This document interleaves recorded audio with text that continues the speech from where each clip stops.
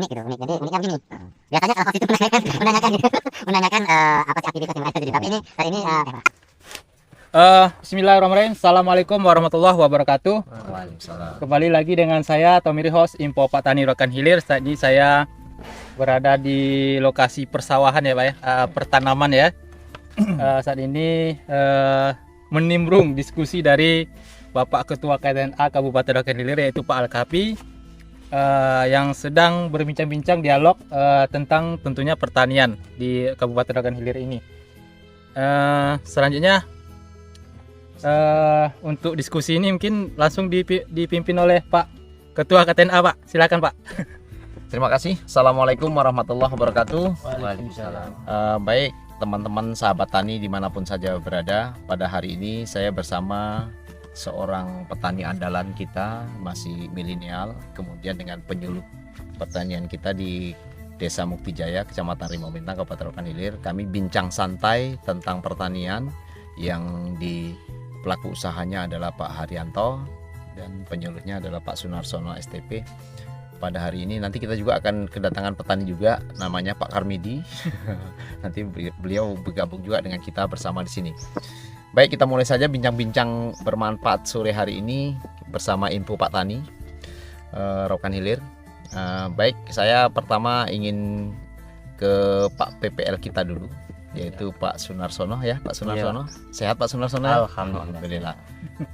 Beliau ini sebagai PPL di Kecamatan di Desa Muktijaya, Kecamatan Rimau Bintang, Kabupaten Rokan Hilir. Pak Sunarsono udah berapa tahun menjadi PPL di Desa Muktijaya ini Pak? Kalau untuk Desa Muktijaya lebih kurang 3 tahun ya Pak. 3 tahun ya. Iya. Berapa banyak kelompok tani yang dibina di Muktijaya ini Pak? Kalau untuk kelompok tani kita ada istilahnya komoditi-komoditi andalan masing-masing. Ya. Kalau untuk tanaman pangan terutama untuk padi kita ada 13 kelompok tani. Kemudian untuk perkebunan kita ada 6 kelompok tani. Ya. Kalau untuk tanaman pangan yang istilahnya tanaman pangan itu kan ada yang tanaman padi, Ya. tanaman horti. Jadi Ya, kita tetap masukkan tetap tanaman pangan. Iya. Kalau yang satu lagi kan perkebunan. Yang uniknya di Muktijaya ini tadi dikatakan ada kelompok tani tanaman pangan yaitu padi. Berapa kelompok tadi Pak? Ada 13 kelompok. Di Muktijaya ini sistem apanya adalah tada hujan Pak ya. Iya. Tada hujan dan memanfaatkan air pasang Sungai Rokan. Iya. Namun di Muktijaya ini indeks pertanamannya adalah 250% Pak ya. Iya. 250%. Ini luar biasa.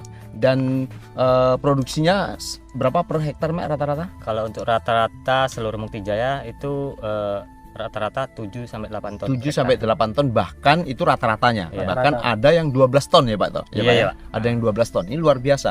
Nanti apa trik-triknya kita akan dengarkan jelasan Pak PPL nanti. Tapi sebelum dijelaskan oleh Pak PPL, kita kebetulan ada petani andalan kita yaitu Pak Haryanto. Beliau ini adalah petani muda yang luar biasa. Bidang-bidang usahanya juga banyak. Kita bincang-bincang dengan Pak Haryanto, kemudian motivasinya apa dan sebagainya nanti akan kita dengarkan. Pak Haryanto, Iya Pak. sehat Pak ya? Alhamdulillah. Ini beliau ini samping masih tadi mengelola lahannya, kebetulan beliau sedang ini kita undang di sini untuk duduk bersama. Pak Hari, apa saja komoditi yang diusahakan Pak? Oh, kalau sementara ini banyak Pak. Ada pertanian padi, perkebunan di sawit, hortikultura, ada juga. Ini sementara ini ada ikan tanaman cabai ya, kolam ada. Kolam juga. ada, ternak Kambing Pak. ternak sementara ada ini. juga. Jadi hampir semua Pak ya. Hampir. Jadi Biasanya sapi juga ada, sementara ini masih break dulu. sapi ada juga. masih Ini luar biasa. Perlu dicontoh juga, semua komoditi ternyata ada. Nah Pak Hari sekarang ini sedang melaksanakan kegiatan hortikultura. Iya Pak. Ada cabai, ada buncis ya. Nah, buncis, Ada buncis. ya. Ini kebetulan sedang panen. Oh Pak, ya, buncisnya, sedang Pak. panen buncisnya. Ah, ini ada dia, buncis. buncisnya, Pak. Hasil budidaya Panen, sendiri Pak ya. Iya, Ini budidaya buncis sendiri. hasil budidaya sendiri. Baru panen ini. Nah, kita bincang dulu tentang cabai. Pak Karmidi Sini, silakan Pak gabung Karmidi, Pak Karmidi. Pak. bincang tentang cabai. Ya. Nah, tapi sebelumnya kita juga kedatangan tamu Pak Karmidi dengan Pak Dwiantoro, saya namanya Pak. Ya. Pak Dwi, Pak Karmidi juga petani milenial yang andalan juga, Sini, Pak. yang juga untuk menggeluti tentang bidang hortikultura. Kita fokus ke cabai. Iya Pak. Nggak apa-apa, sini aja Pak. Cabai, Beli. Pak Hari nanam cabai ini biasanya biaya per batangnya berapa Pak? Per batangnya?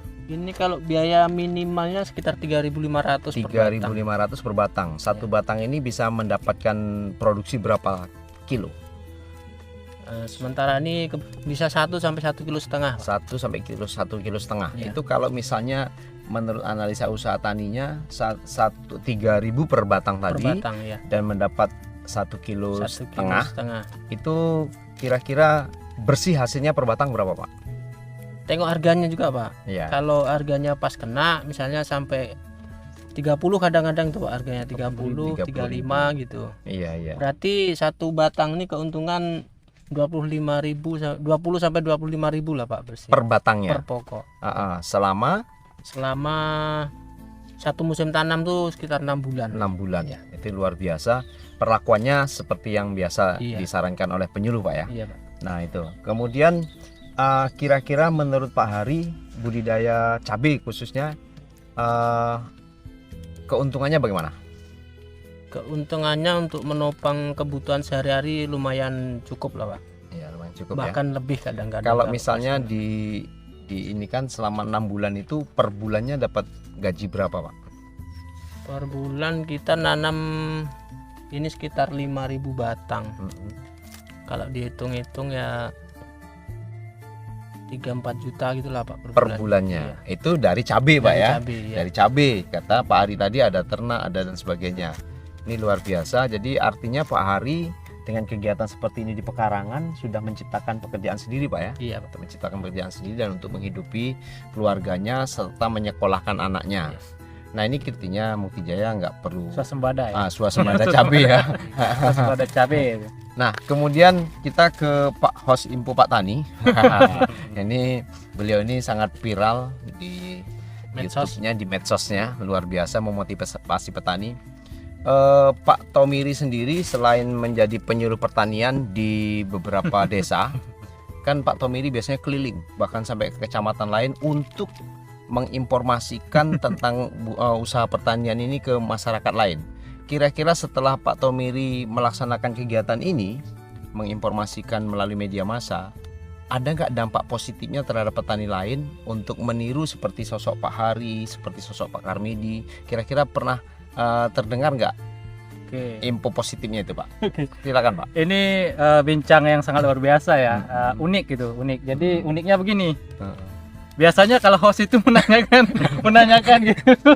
menanyakan apa sih aktivitas yang berada di sini. Tapi ini saat ini Teh Pak. audiennya kita menanya ke kita, sangat luar biasa. Iya. Jadi ini sangat unik sekali diskusi kita. Jadi Pak. Jadi sejauh kita melakukan aktivitas, mengambil informasi-informasi, terutama di bidang pertanian itu kan, secara umum, baik itu pertanian, peternakan, milenial gitu ya. Iya. Jadi kita sangat memberikan motivasi juga ke petani-petani lainnya. Mungkin kita ambil dari suatu petani yang mungkin andalan gitu ya, seperti Pak Karmidi kemarin itu kan, kita pernah juga ke sana. Itu dampaknya bagi masyarakat lain gitu, pastinya banyak termotivasi. Ya salah satu contoh budidaya ayam gitu ya. Kita juga kemarin sempat memviralkan budidaya ayam kampung ya Pak ya. Iya. Itu sekarang budidaya ayam kampung ini sudah banyak peternak-peternak yang tumbuhnya berjamuran gitu kan. Iya. Sehingga mereka secara ekonomi bisa terbantu mendongkrak perekonomian dari Iya. segi budidaya ayam itu. Iya. Karena selama ini mungkin budidaya ayam ini mungkin banyak yang belum tahu, tapi dengan informasi ini mereka belajar langsung ke TKP tempat yang kami informasikan, dan mereka sekarang sudah banyak. Dan bahkan bukan di Kabupaten Rokan Hilir aja, mungkin di daerah-daerah luar gitu ya, dan bahkan melalui akun YouTube kita juga itu yang banyak sharing Pak. Iya. Seperti apa perkembangan pertanian di Kabupaten Rokan Hilir, dan itu juga kita berikan semacam motivasi juga, masukan dan tata cara bagaimana untuk meningkatkan perekonomian melalui dunia pertanian. Oke. Jadi sangat luar biasa sekali memang. Iya, jadi memang saya pun juga udah merasakan adanya YouTube Info Pak Tani Rokan Hilir itu memang berdampak positif sekali bagi petani yang lain. Ini kita ada juga kedatangan tamu Pak Karmidi. Beliau ini kemarin yang sempat dipiralkan di YouTube dan waktu itu termasuk koran Pak termasuk koran Pos Metro Rohil ya. Kemudian ini Pak, Rohil. kita setelah posting dari YouTube, kemudian dikutip dikutip percakapan kita di YouTube, kemudian dipublikasikan oleh Kementerian Pertanian, Pak. Iya. Kementerian Pertanian mereka izin dulu kan, kemudian ambil, kemudian dijadikan suatu artikel gitu. Iya. Indonesia lah tentunya. Iya. Nah kita ke Pak Karmidi, kemarin Pak sudah di YouTube kan oleh Info Pak Tani Rokan Hilir, kemudian ada media online saya baca kemarin, kemudian ada lagi Pos Metro Rohil pas megang pari. Ini kira-kira setelah itu Pak, ada nggak misalnya bagi netizen kita katakan yang sudah menonton atau melihat, ada nggak kira-kira yang menghubungi Pak Karmidi yang arahnya ke positif, apakah dia meniru Pak Karmidi untuk bertani seperti itu atau bagaimana? Ada kira-kira Pak? Banyak Pak, kemarin tuh Mang ya 1 jam setelah diviralkan di YouTube itu ya ngechat itu katanya ada yang mau belajar bagaimana budaya tentang pare itu sendiri, kok bisa besar-besar gitu. Iya.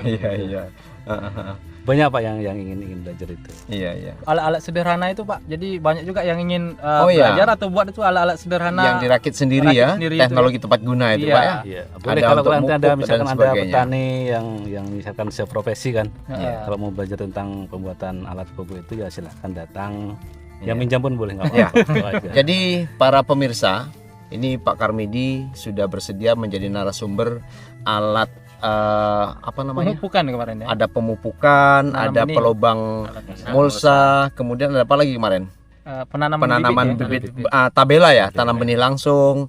Itu Pak Karmidi bersedia untuk mengajarkannya. Teknologi tepat gunanya. Kemudian juga mungkin ke Mas Hari juga, beliau juga nggak kalah andalnya. Ada ternak, ada pangan, ada hortikultura dan sebagainya. Ini nggak menutup kemungkinan juga bisa menerima orang yang ingin belajar Mas ya? Ya, terbuka Pak. Kira-kira ada yang mau belajar. Bagaimana saran Mas Hari terhadap petani lain mungkin se-Indonesia untuk menyarankan supaya mereka tetap semangat bertani? Karena Mas Hari sendiri sejak sebelum nikah Mas ya sampai hari ini menjadi petani handal dan milenial. Apa kira-kira sarannya untuk teman-teman yang mungkin nonton YouTube ini Pak Hari? Silakan Pak Hari. Kalau saran kayaknya ya sebagai petani kita jangan pantang menyerah lah kalau bagi saya Pak. Harus tetap belajar dan belajar. Iya. Karena di tani ini kayaknya aja mudah, padahal enggak segampang yang kita pikirkan gitu. Tapi bisa belajar ya? Bisa Pak, bisa. Artinya belajar itu nggak mesti harus di bangku kuliah atau bangku sekolah. Artinya kalau misalnya orang datang ke Mas Hari belajar, bisa nyontoh Mas Hari ya? Justru praktek langsung itu yang lebih tepat Pak, daripada yang cuma teori istilahnya. Iya. Jadi kegagalan itu pun juga belajar ya. Belajar dari kegagalan. Belajar dari kegagalan ya. Kegagalan adalah keberhasilan yang tertunda Pak Tomiri. Iya, kegagalan adalah keberhasilan yang tertunda. Iya. Kemudian kira-kira Pak PPL ke depannya, beliau ini kan mungkin sebagai petani andalan yang memang betul-betul bisa diandalkan dan dicontoh. Karena setiap tahun ada Pak ya. Iya. Dan ini memang nampak kriteria-kriterianya sudah nampak ya Pak ya. Tinggal dampingan penyuluh saja nanti ya. Ya, jadi para pemirsa, seperti bincang-bincang bermanfaat sore ini memang luar biasa. Peran penyuluh, peran media sosial, peran petani-petani andalan sendiri, dan tak lupa peran KTNA. Itu memang sangat luar biasa. Dan kita berharap bertani ini jangan mundur ya Mas ya. Jangan mundur kata Pak Hari tadi. Harus belajar dan belajar lagi. Karena dengan bertani kita berarti sudah andil mencukupi ketersediaan pangan masyarakat dan kemudian andil dalam segala bidang termasuk stunting dalam kesehatan. Stunting itu kita andil ya, karena di situ kalau stunting itu jangan sampai terjadi di daerah kita. Kalau petaninya masih giat, insya Allah hal-hal yang saya sebutkan, kerawanan pangan nggak akan terjadi, stunting nggak akan terjadi. Dan di sini memang banyak peran media sosial, media massa, media cetak. Ini contohnya kita juga selalu membaca tentang berita-berita pertanian di Pos Metro Rohil yang ada di Kabupaten Rokan Hilir. Dan kami sarankan juga kepada Pos Metro Rohil kalau bisa tentang pertanian terus dimasukkan, diberitakan gitu. Karena ini juga sangat besar perannya terhadap kemajuan pertanian kita di daerah kita ini. Saya rasa demikian bincang kita sore hari ini. Kita kembali ke host. Ini host tapi jadi narasumber langsung. Ini unik tadi Pak ya. Oke, unik sekali. Ya, silakan Pak Tomiri. Oke, jadi pada sore hari ini sangat luar biasa. Kita sudah banyak mendapat sharing ilmu ya, baik itu dari Pak Ponyulo, petani andalan, Pak Karmidi, Pak Ari ya, Pak Ari, kemudian terkhusus lagi Pak Ketua KTNA Kabupaten Rokan Hilir. Mungkin cukup itu dulu bincang-bincang kita, dan tentunya jangan lupa untuk memperluas informasi serta penyuluhan pertanian, bantu kami yaitu berupa like ya, subscribe-nya, dan like membagikan dan di-sharekan di media sosial saudara semua. Terima kasih. Untuk itu kami pamit dan jangan lupa sampai jumpa. Assalamualaikum warahmatullahi wabarakatuh. Waalaikumsalam warahmatullahi wabarakatuh. Matikannya sini. Mana